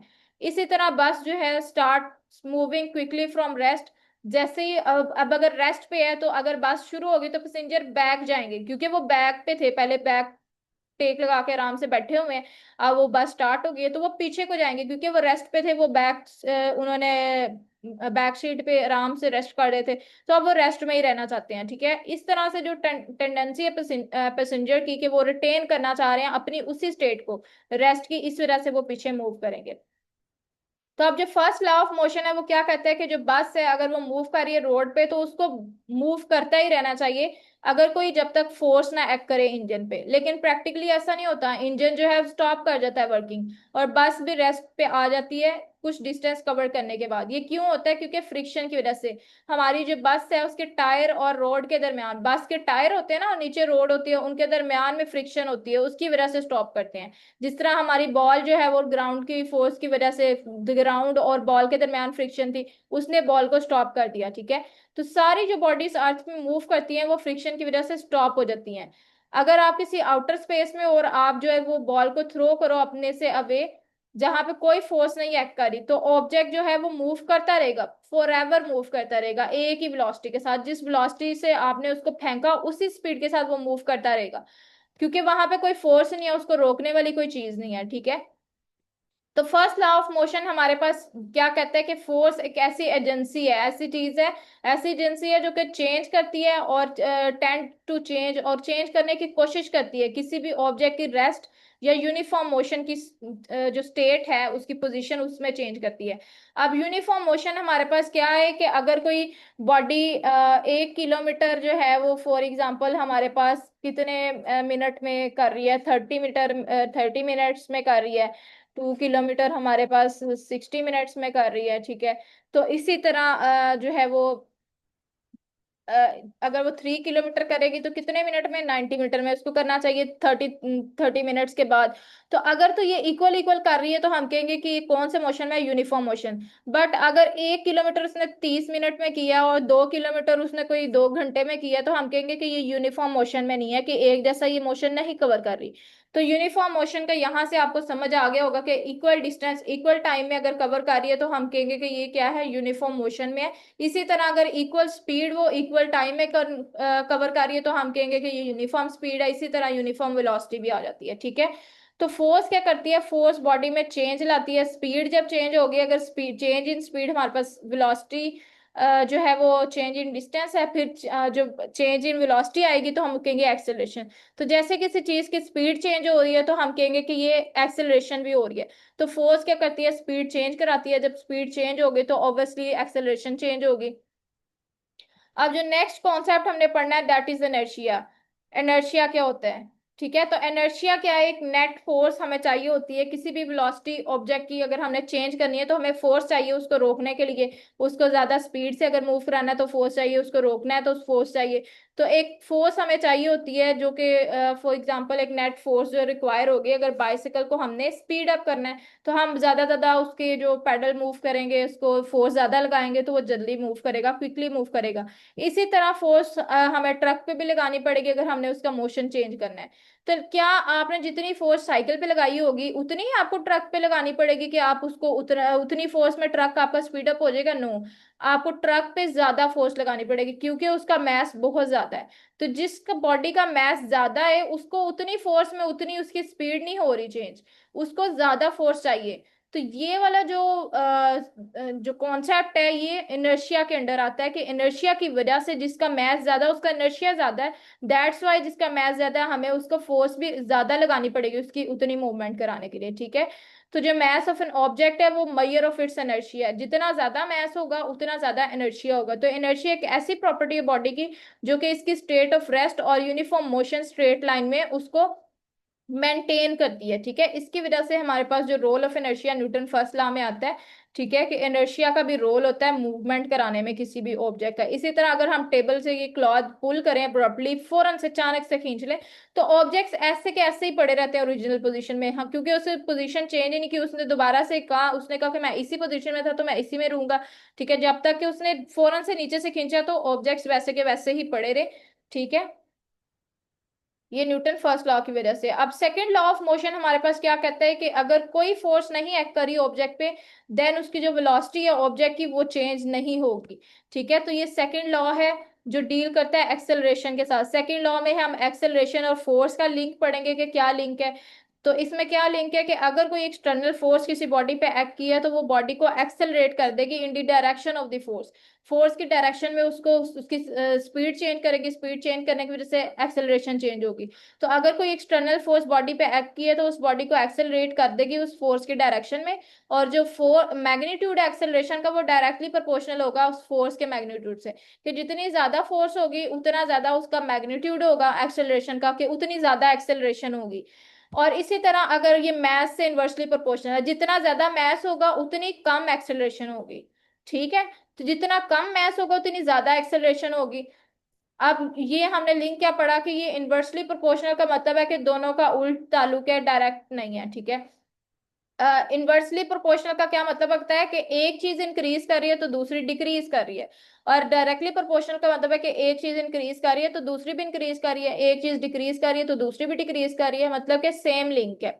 अगर कोई फोर्स हमने net force F for example body mass पे एक्ट कर रही है और उसकी वजह से ए एक्सेलरेशन हो रही है, तो ये हमने ड्राइव की यहाँ से सेकंड लॉ की इक्वेशन। ठीक है, कि एक्सेलरेशन किसके प्रोपोर्शनल है, डायरेक्टली, डायरेक्टली का ये साइन है एफ। ठीक है,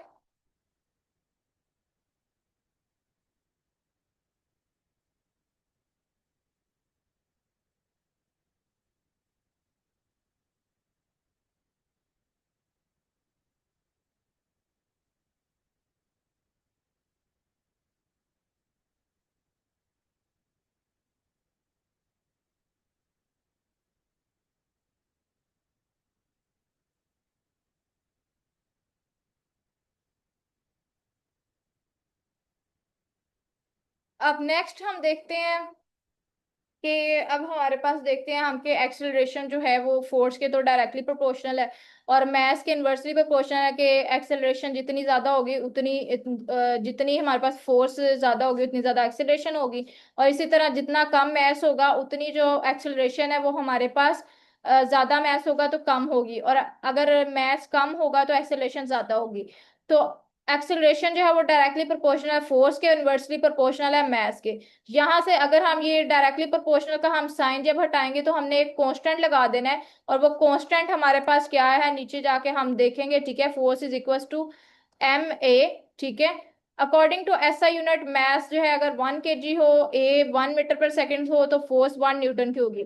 देन इसकी जो वैल्यू है हमारे पास, अब हमारे पास जो है ना ये डायरेक्टली प्रोपोर्शनल का जब हमने साइन हटाया तो हमारे पास क्या आया, इक्वल का हमने साइन लगा दिया। ठीक है, और एफ बाय एम, और यहां से हमने F is equal to M में कैसे लाया, ये मैथ यहाँ से डिवाइड हो रहा है तो इधर जाके ये मल्टीप्लाई हो जाएगा, ये इसके साथ मल्टीप्लाई हो गया तो F is equal to M में आ गया।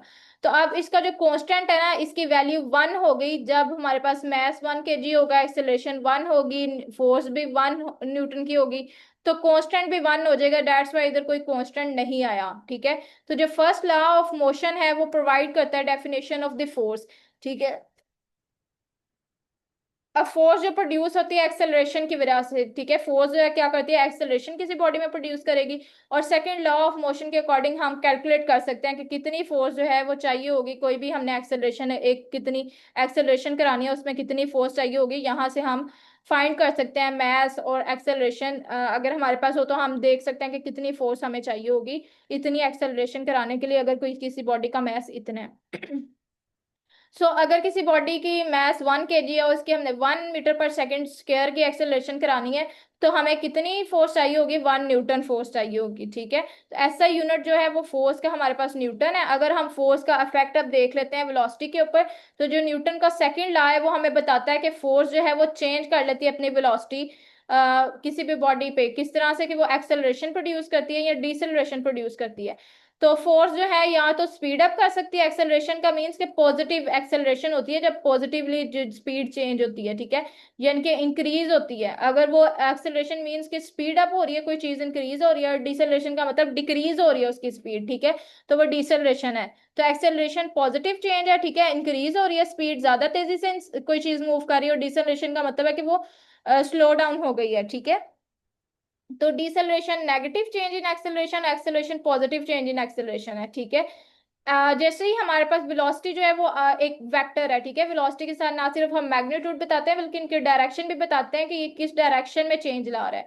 अब न्यूटन का जो थर्ड लॉ है वो हमारे पास क्या कहता है कि जैसे ही इंटरेक्शन होती है दो ऑब्जेक्ट के दरमियान, ए बी, अगर दो ऑब्जेक्ट्स हैं, ठीक है, ये ए ऑब्जेक्ट है और ये बी ऑब्जेक्ट है, हमारा हैंड और स्प्रिंग, तो क्या होता है कि जो बॉडी ए है, ए बॉडी ने इस पे फोर्स लगाई, ठीक है, हमारे हैंड ने स्प्रिंग पे फोर्स लगाई, तो वो फोर्स क्या है, उसको हम कहेंगे action of A. Action force थी, ए ने इसके ऊपर एक्शन फोर्स लगाई, ठीक है। अब क्या होगा कि बी जो है इसकी वजह से रिएक्शन एक फोर्स जनरेट करेगा, उस रिएक्शन फोर्स जो है ये बी ए पे लगाएगा, ठीक है। तो जैसे ही हम प्रेस करेंगे स्प्रिंग को, तो हमने फोर्स लगाई अपने हैंड से और हमारे हैंड ने एक एक्सपीरियंस की फोर्स जो कि स्प्रिंग ने हमारे हैंड पे लगा दी, ठीक है। तो वो जो ये नीचे से फोर्स लगेगी वो रिएक्शन फोर्स होगी, ठीक है। तो जो न्यूटन का लॉ है वो हमारे पास क्या कहता है कि every action there is always a reaction, लेकिन वो रिएक्शन क्या होगा, इक्वल होगा और ऑपोजिट इन डायरेक्शन होगा, ठीक है। अब आप यहाँ पे देख सकते हो, यहाँ से हैंड ने फोर्स लगाई, नीचे स्प्रिंग को पुश किया, अब स्प्रिंग नीचे गया, लेकिन फौरन थोड़ी देर बाद ये ऊपर को भी मूव करा गया अपनी ओरिजिनल पोजीशन में। तो ये हमारे पास क्या थी, एक्शन फोर्स थी, ठीक है, जिससे हमने एक्शन किया, नीचे इसको मूव कराया, और ये वाली रिएक्शन फोर्स थी जिसकी वजह से ये दोबारा से अपनी ओरिजिनल पोजीशन में आ गया। अब ये फोर्स क्या है, एक दूसरे के ऑपोजिट है, वो नीचे की तरफ लग रही है, ये ऊपर की तरफ लग रही है, ठीक है। और लेकिन इनकी क्या होगी, इक्वल होंगी। अगर ये 2 न्यूटन की फोर्स लगाई है तो ये भी 2 न्यूटन की फोर्स होगी, ठीक है। तो ये फोर्स जो है इसका मैग्नीट्यूड सेम होगा, लेकिन इनकी डायरेक्शन जो है ये ऑपोजिट होंगी, ठीक है। तो ये जो न्यूटन का थर्ड लॉ है ये हमारे पास क्या कहता है कि every action there is a reaction, कि हर एक्शन के बाद एक रिएक्शन होता है। अब जो एक्शन और रिएक्शन है ये हमारे पास जो है सेम बॉडी पे नहीं एक्ट करते, but they act on two different bodies. हमने ऊपर देखा है 2 बॉडीज थी, एक हमारा हैंड था, एक स्प्रिंग था, so they can never balance each other, ठीक है। अगर एक पे वो एक्ट करें, न्यूटन जो थर्ड लॉ है वो एक्सप्रेस, न्यूटन थर्ड लॉ को अगर हम फर्दर पढ़ें तो क्या होता है कि अगर कोई एक बॉडी एक्सर्ट करती है फोर्स सेकंड बॉडी पे, तो सेकंड बॉडी भी उस पे इक्वल और ऑपोजिट ही फोर्स एक्सर्ट करती है फर्स्ट बॉडी पे। जिस तरह उन्होंने एक एग्जांपल दिखाई है कि एक एस्ट्रोनॉट स्पेस में है, उसने ये थ्रो किया रेंच, इसने रेंच फेंका है, ठीक है, जिसकी वजह से इसने कोई फोर्स लगाई है, अब रेंच के फेंकने की वजह से इसके ऊपर भी एक फोर्स लगी है जिसकी वजह से ये पीछे को मूव हुआ है ऑपोजिट डायरेक्शन में। तो ये रिएक्शन फोर्स है, ये इसकी जो एक्शन वाली फोर्स है ये इसने वो लगाई। तो इससे हमें पता लगता है कि फोर्सेस जो है ये पेयर्स में एक्ट करती हैं, जोड़े जोड़े में, ठीक है, जिसमें हर एक कप जोड़ा होता है, कप ये पेयर्स होती हैं, ठीक है। तो इसी तरह जो फोर्सेस है वो भी पेयर्स में एक्ट करती हैं, ठीक है। जब दो फोर्सेस दो ऑब्जेक्ट से इंटरेक्ट करते हैं तो उसके ऊपर एक्शन और रिएक्शन दो फोर्सेस एक्ट करती हैं। और ये काफी हम जो है रियल लाइफ सिचुएशंस में भी अपने देखते हैं कि इसी तरह होता है, हमने नोटिस किया होता है कि फोर्सेस जो है वो पेयर्स में एक्ट कर रही होती है न्यूटन थर्ड लॉ के अकॉर्डिंग, ठीक है। जिस तरह एक ब्लॉक है ये टेबल पे पड़ा हुआ है, तो इसके ऊपर डाउनवर्ड फोर्स एक्ट कर रही है ब्लॉक पे, ठीक है, जो कि वेट है, और जो ब्लॉक है वो ब्लॉक के जो वेट है वो डाउनवर्ड है, और टेबल जो है उस पर एक्सर्ट कर रहा है Fn जो नॉर्मल फोर्स है ऊपर की तरफ। और ये दोनों फोर्सेस जो है ये एक दूसरे को बैलेंस कर रही हैं, दैट्स वाई जो ये ब्लॉक है ये रेस्ट पर है, ठीक है। तो ये दोनों फोर्सेस आपस में एक दूसरे को बैलेंस कर रही हैं। फिर हम देखते हैं कि जब बुलेट हम गन से ये निकालते हैं तो बुलेट क्या करती है, आगे को मूव कर रही है फॉरवर्ड डायरेक्शन में, ये फोर्स है इसकी एफ। और रिवर्स डायरेक्शन में क्योंकि इसने स्पीड से बुलेट निकाली है तो ये खुद भी थोड़ा सा पीछे की तरफ मूव करेगा, रिकॉइल करेगा। तो जब रिकॉइल करेगा तो ये बैकवर्ड डायरेक्शन में मूव करेगा, थोड़ा सा ये गन बैकवर्ड मूव करेगी, आपका हैंड थोड़ा सा पीछे को होगा जैसे आपने गन से फायर किया। तो ये वाली फोर्स है ये रिएक्शन फोर्स होगी आर। अब जो कुछ लिमिटेशंस है न्यूटन लॉज ऑफ मोशन की, ठीक है, हमने पहले ही देख लिया कि जो न्यूटन लॉ ऑफ मोशन जो है ये very high degree of accuracy चाहते हैं, ठीक है, मोशन ऑफ ऑब्जेक्ट्स में और वेलोसिटी में है, ठीक है। लेकिन प्रॉब्लम आ जाती है जब हम मोशंस ऑफ एलिमेंट्री पार्टिकल्स देखें जिसमें वेलोसिटीज जो है वो लाइट के करीब हों, ठीक है। For that purpose relativistic mechanics आ जाती है जो अल्बर्ट आइंस्टाइन ने की थी। और ये सब डिस्कस करने के बाद हम कह सकते हैं कि जो न्यूटन के लॉज है ना, ये एक गुड अप्रोक्सीमेशन प्रोवाइड करते हैं, यानी कि हमें अप्रोक्सीमेट वैल्यू बताते हैं लेकिन एग्जैक्ट नहीं बताते। जब तक कि कोई ऑब्जेक्ट जो स्पीड ऑफ लाइट से ना मूव कर रहा, क्योंकि आइडियल सिचुएशन हमारी जिंदगी में नहीं होती, हमारा न्यूटन का तो डाक आ रहा है कि जब तक फोर्स नहीं लगेगी स्टॉप नहीं करेगा। लेकिन हमारी जो चीजें हैं वो मूव नहीं करती रहती हैं, हमारी फ्रिक्शन की फोर्स होती है जो चीजों को स्टॉप करा देती है। तो जो न्यूटन का लॉ है ये हमें exact all types of motions के बारे में नहीं बताता, बल्कि एक गुड अप्रोक्सीमेशन उनकी बता देता है कि उसकी जो करीब करीब की चीजें हैं वो हमें बता देता है कि इस तरह से हो सकता है, जब तक कि कोई ऑब्जेक्ट अनलेस कि वो इतना स्मॉल हो या वो मूव कर रहा हो स्पीड ऑफ लाइट के, ठीक है। उसके लिए स्पीड ऑफ लाइट के लिए रिलेटिविस्टिक मैकेनिक्स को आगे फिर हमें पढ़ना पड़ेगा, ठीक है। तो वो उसमें हम डिबेट नहीं करेंगे, ठीक है। आगे जो है ये कुछ यहाँ पे मिनी एक्सरसाइज है कि हमने पेयर ऑफ फोर्सेस का बताना है। आपको पता है ये रॉकेट मूव कर रहा है, रॉकेट जो है इस पे कौन सी पेयर ऑफ फोर्सेस एक्ट कर रही हैं। तो आपको पता है रॉकेट फ्यूल बर्न कर रहा है, ठीक है। तो एक्शन फोर्स इसके क्या है, जो expulsion of hot exhaust gases है, जो कि यहाँ से एग्जॉस्ट गैसेज एक्सपेल हो रही हैं, ठीक है। इसकी एक्सपेल होने की वजह से, ये एक्शन की वजह से थ्रस्ट फोर्स एक रिएक्शन फोर्स होगी जो अपवर्ड डायरेक्शन में एक्ट करेगी, ठीक है। तो यहाँ से हमारे पास डाउनवर्ड फोर्स, ये जो रॉकेट के ये फ्यूल बर्न हो रहा है उसकी वजह से, और अपवर्ड थ्रस्ट है कि ये अवे मूव कर रहा है, ठीक है। नीचे ग्रेविटेशनल फोर्स भी एक्ट कर रही होती है और ऊपर थ्रस्ट, ठीक है, फ्यूल की वजह से। और एयर में एयर रेजिस्टेंस भी एक्ट कर सकती है। फिर हमारे पास कोई इंसान की वॉक कर रहा है, ठीक है, या रन कर रहा है, तो हमारे पास जो अर्थ की तरफ जो हमें फोर्स अटैक करती है वो ग्रेविटेशनल फोर्स होती है, और जो हमें मूवमेंट में हेल्प करती है फ्रिक्शन फोर्स होती है, जिसकी वजह से हम मूव करते हैं। इसी तरह अगर ये वाटर में मूव कर रहा है, ठीक है, तो ये एक डाउनवर्ड फोर्स हमें अट्रैक्ट कर रही होती है, फ्रिक्शन जो है वो फोर्स एक्ट करेगी ऊपर, नॉर्मल, ठीक है। ये वेट भी एक हमारा होता है इसमें एक तो, ठीक है, और ऊपर नॉर्मल फोर्स भी होती है, ठीक है, और फ्रिक्शन और ग्रेविटेशनल फोर्सेस भी एक्ट करती हैं। फिर ड्रैग फोर्स इस पे एक्ट करती है। ड्रैग फोर्स क्या करती है कि इसको वाटर में मूव करने से रोकती है, और थ्रस्ट फोर्स इसको ऊपर की तरफ लेके आती है, ठीक है, इसकी ऊपर की तरफ इसको लेके आती है और अपवर्ड इसकी मूवमेंट करती है, ठीक है। तो ये कुछ फोर्सेस के बारे में था, ठीक है। जेमिनी एक्सरसाइज थी, इसमें आप भी थोड़ा स्टडी करें और ये देखें कि कौन कौन से इसमें फोर्सेस हैं, प्रैक्टिस करें। फिर आगे मैथ्स और वेट का हम देख लेते हैं कि क्या डिफरेंस है मैथ्स और वेट का। कॉमनली हम क्या कंसीडर करते हैं कि मैथ्स और वेट जो है सेम क्वांटिटीज हैं, बट साइंटिफिकली मैथ्स और वेट जो है ये दो डिफरेंट क्वांटिटीज हैं। जब हम कहते हैं कि जो वेट ऑब्जेक्ट का 5 kg है, तो इट इज नॉट ट्रू, ठीक है। In fact 5 kg is the mass of the object, ठीक है, वो वेट नहीं है, वो क्या है, मास है। सिंपलेस्ट डेफिनेशन मैथ्स की क्या है, ये Maihar of quantity of matter है, किसी ऑब्जेक्ट में कितना मैटर है वो हम कहते हैं इसका मास है। और जब हम वेट को स्टडी करें तो हम उसमें ग्रेविटेशनल फोर्स को भी लेके आते हैं। जो हम मास है हम उसको क्या कहते हैं, ये करेक्टरिस्टिक है बॉडी की जो हमें magnitude of acceleration produce when a certain force act on it, के कितनी एक्सेलरेशन होती है किसी बॉडी पे अगर हम कोई स्पेसिफिक फोर्स लगाएं किसी ऑब्जेक्ट पे, तो उसकी कितनी एक्सेलरेशन होगी, वो उसका मैस होगा, क्योंकि मैस ज्यादा होगा तो कम एक्सेलरेशन होगी। F is equal to M में हमने न्यूटन के लॉ से पढ़ा, ठीक है। फिर मैथ जो है ये एक स्केलर क्वांटिटी है, ठीक है, वेक्टर नहीं है, इसमें कोई डायरेक्शन नहीं है इन्वॉल्व। तो स्केलर क्वांटिटीज क्या होती है, जिनमें कोई डायरेक्शन ना हो। तो ये सेम रहती है हर जगह। प्रैक्टिकली मैथ जो है वो हम ऑर्डिनरी बैलेंस से भी मेजर कर सकते हैं, ऐसा यूनिट मैथ का केजी है। जबकि वेट क्या है, ये ग्रेविटेशनल फोर्स है ऑब्जेक्ट पे जो एक्ट कर रही है, ये वेक्टर है, इसकी डायरेक्शन भी होती है। जिस तरह हमने पढ़ा कि वेट जो है वो डाउनवर्ड एक्ट कर रहा होता है, ठीक है, टुवर्ड दी अर्थ एक्ट कर रहा होता है। तो वेट जो है वो इक्वल है force with which earth attract, ऐसी फोर्स जिससे वो अर्थ अट्रैक्ट कर रहा है चीजों को अपनी तरफ, अपने सेंटर की तरफ, वो हमारे पास वेट है। फिर ग्रेविटेशनल फोर्स का हम देख लेते हैं। ग्रेविटेशनल फील्ड क्या होती है, ठीक है। ग्रेविटेशनल फील्ड एक ऐसी स्पेस है अराउंड द मैस जिसमें अनदर मैस जो है वो एक्सपीरियंस करता है एक फोर्स ग्रेविटेशनल अट्रैक्शन की वजह से, ठीक है। ग्रेविटेशनल अट्रैक्शन की वजह से मैसेज जो है डिफरेंट जो चीजें यहाँ पे अर्थ पे पड़ी होती हैं उन पे एक फोर्स लग रही होती है, उस फोर्स को हम ग्रेविटेशनल फोर्स कहते हैं। और जो ग्रेविटेशनल फील्ड है वो स्पेस है अराउंड द मैस, ऐसी स्पेस जहां तक अर्थ से लेके ऊपर तक, जहां तक अर्थ की ग्रेविटेशनल फोर्स एक्ट कर रही होगी, हम कहेंगे कि ये अर्थ की क्या है, ग्रेविटेशनल फील्ड है इसके इर्द गिर्द, ठीक है। इसके इर्द गिर्द ऐसी फील्ड है जहां तक अर्थ अपनी फोर्स एक्सर्ट कर सकता है, तो हम कहेंगे कि ये अर्थ की क्या है, ये सब अर्थ की ग्रेविटेशनल फील्ड है। तो अर्थ की ग्रेविटेशनल फील्ड हमारे पास क्या है, इसकी स्ट्रेंथ है, ठीक है। Strength is defined as the gravitational force acting on unit mass. तो अर्थ की फील्ड की अगर हम स्ट्रेंथ देखें कि कितनी स्ट्रॉन्ग है, तो ये डिपेंड करती है ग्रेविटेशनल फोर्स कितने मास पे एक्ट कर रही है, ठीक है। सो मास जो सरफेस पे पड़ा होता है अर्थ की, वो एक फोर्स एक्सर्ट करता है, वेट, ठीक है, जो कि एम जी है, और जी जो है वो ग्रेविटेशनल फील्ड स्ट्रेंथ है, ठीक है। इसकी वैल्यू 10 न्यूटन पर केजी होता है, जो कि 9.8 भी होता है, ठीक है, इसकी value that is nearly equal to 10, ठीक है। तो जो जी की वैल्यू है वो प्लेस टू प्लेस वेरी करती है और आल्टीट्यूड के साथ, यानी कि हाइट के साथ वेरी करती है। अगर हम हाइट पर हो तो डिफरेंट होगी, हम जमीन पे हैं तो डिफरेंट है।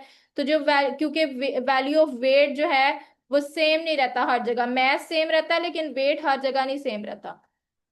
ठीक है, वेट क्यों? क्योंकि वो डिपेंड कर रहा है ग्रेविटेशनल फोर्स पे। ठीक है, और ये चेंज होता है प्लेस टू प्लेस, क्योंकि जी की वैल्यू जो है वो प्लेस टू प्लेस चेंज होगी, हाइट पे चेंज होगी। दो ऑब्जेक्ट जो है वो वे कर सकता है एक प्लेस से दूसरी जगह, डिफरेंट वे करेगा, लेकिन अपने पर्टिकुलर लोकेशन पे उसका वेट जो है वो मास के प्रोपोर्शनल होगा, उसके मास के प्रोपोर्शनल वेट होगा। ठीक है, यानी कि मास पे डिपेंड कर रहा होगा। हम मैसेज जो है दो ऑब्जेक्ट के कंपेयर भी कर सकते हैं किसी लोकेशन पे, उनके वेट को कंपेयर करके। ठीक है, so weight can not be measured by ordinary balance. जिस तरह से हमने मैथ को मैयर कर सकते हैं किसी भी बैलेंस से, तो स्प्रिंग बैलेंस जो है वेट को मैयर करने के लिए यूज होता है। वेट हम जो है ना स्प्रिंग बैलेंस से मैयर करते हैं, किसी और से नहीं। और मैथ जो है हम किसी भी चीज से मैयर कर लेते हैं, ठीक है, किसी भी बैलेंस से। ऐसा यूनिट जो है वेट का न्यूटन है, जबकि मैथ का हमारे पास जो था केजी था। अब एक कुछ हमारे पास न्यूमेरिकल आ जाते हैं। 10 kg का ब्लॉक है, वो मूव कर रहा है फ्रिक्शनलेस हॉरिजॉन्टल सरफेस पे, उसकी acceleration 2 metre per second square है। तो उसके ऊपर फोर्स कौन सी एक्ट करेगी उस ब्लॉक के ऊपर? तो आपको पता है force is equal to M A force. तो मैस इसमें हमें क्या बताया उसने, 10 kg, और यहाँ पे acceleration 2 metre per second square, इन दोनों को हम मल्टीप्लाई कर देंगे तो 20 न्यूटन की फोर्स हमारे पे एक्ट कर रही है। और न्यूटन जो है वो किसके इक्वल होता है, kg metre per second square के। फिर एक फोर्स है हमारे पास 7500 न्यूटन की है, और ट्रक जिसका मास 3000 है, तो हमने एक्सेलरेशन फाइंड करनी है। और how long will it take to accelerate, कितना टाइम उसको लगेगा ट्रक को एक्सेलरेट करने से 36 किलोमीटर पर आवर से 72 किलोमीटर पर आवर स्पीड उसने अगर करनी है। मैथ्स हमें पता लग गया, फोर्स हमें पता चल गई, एक्सेलरेशन हमें नहीं पता। V1 इनिशियल इसकी स्पीड क्या है ये, और बाद में फाइनल ये हमारे पास होगी 72। अब हमने क्या है कि यहाँ पे हमने क्या किया कि ये वी इनिशियल को हमने मल्टीप्लाई कर दिया, इसको हम कन्वर्ट करेंगे किलोमीटर पर आवर से मीटर पर सेकंड स्क्वायर। जब हमने किलोमीटर पर आवर से मीटर पर सेकंड स्क्वायर में कन्वर्ट करना होता है, क्योंकि किलो का है तो इसकी वजह से हम 1000 से मल्टीप्लाई करेंगे इसको मीटर में कन्वर्ट करने के लिए, किलोमीटर को। और पर आवर है क्योंकि ये घंटा है, तो घंटे को जब हम पहले मिनट में कन्वर्ट करेंगे, क्योंकि एक घंटे में 60 मिनट होते हैं, फिर 60 फिर जो है एक मिनट में 60 सेकंड होते हैं, तो इसलिए हम दो दफा 60 से मल्टीप्लाई करेंगे सेकंड में कन्वर्ट करने के लिए, इसको डिवाइड करेंगे। तो हम क्या करेंगे, अगर किलोमीटर पर आवर से हमने मीटर पर सेकंड में जाना है, तो हमने उस वैल्यू का क्या करना है, 1000 से मल्टीप्लाई और 3600 से हमने डिवाइड कर देना है। ठीक है, उस वैल्यू को जब हमने किलोमीटर पर आवर से 10 मीटर पर सेकंड में जाना है, kilometre per hour to metre per second में जाना है, तो हमने उस वैल्यू को, कोई भी एक्स की वैल्यू है, 1000 से मल्टीप्लाई करना है, 3600 से डिवाइड करना है, तो हमारे पास वो मीटर पर सेकंड में आ जाएगी। हमेशा हमने इस तरह से ही करना है। ये इसका कन्वर्जन फैक्टर है जो आप लोगों ने याद रखना है। फिर इसी तरह जो ये वी इनिशियल को हमने कन्वर्ट किया, इसी तरह हमने वी फाइनल को भी कन्वर्ट कर लेना। 1000 से मल्टीप्लाई 3600 से डिवाइड, तो ये 20 मीटर पर सेकंड और ये 10 मीटर पर सेकंड आ गई। अब जो न्यूटन का जो सेकंड लॉ था वो हमारे पास क्या था, F is equal to M A. अब यहाँ से हमारे पास फोर्स हमें पता थी, मैथ भी हमें पता था। ठीक है, यहाँ से हमने क्या निकाली, एक्सेलरेशन की वैल्यू। एक्सेलरेशन का यूनिट आपको पता है मीटर पर सेकंड स्क्वायर होता है। फिर हमने इसका फाइंड करना टाइम, तो हमें ये इक्वेशन हमने यूज की, equation of motion V F is equal to V I plus A T. ठीक है, यहाँ से हमारे पास जो है टाइम को हमने सेपरेट कर दिया, ये वी एफ यहाँ पे वी आई जो है क्या कर रहा था, प्लस ए टी। अब ये ए टी हमारे पास क्या है, V F is equal to V I plus A T. ठीक है, तो वी एफ टी हमने सेपरेट करना है। ठीक है, तो हम इसको नहीं मूव करेंगे, हम वी आई को मूव करेंगे। ठीक है, वी आई के साथ यहाँ पे प्लस है, यहाँ पर आके ये माइनस हो जाएगा। ठीक है, यहाँ पे 80 बच गया। अब ये ए इसके साथ मल्टीप्लाई हो रहा है, तो यहाँ पर आके ये क्या हो जाएगा, दोनों साइड पे हम इससे डिवाइड कर देंगे, ये इससे कैंसिल हो जाएगा, तो टी की वैल्यू क्या आ गई, V F minus V I by A. ठीक है, तो यहाँ से हमने ये वाला टी का फार्मूला निकाल लिया, और यहाँ पे वी एफ की वैल्यू पुट की, वी आई की वैल्यू पुट की, एक्सेलरेशन जो हमने निकाली वो पुट की, यहाँ से हमें टाइम 4 सेकेंड हमें मिल गया। ठीक है, तो ये था, हमने कैलकुलेट कर लिया, यहाँ से हमने टाइम कैलकुलेट कर लिया। अब आगे हम देखते हैं मैकेनिकल एंड इलेक्ट्रॉनिक बैलेंसेस, ये अब हम नेक्स्ट अपने लेक्चर में पढ़ेंगे। और अगर आपको कोई क्वेश्चन हो तो आप कमेंट बॉक्स में पूछ सकते हैं। And don't forget to like, subscribe and share.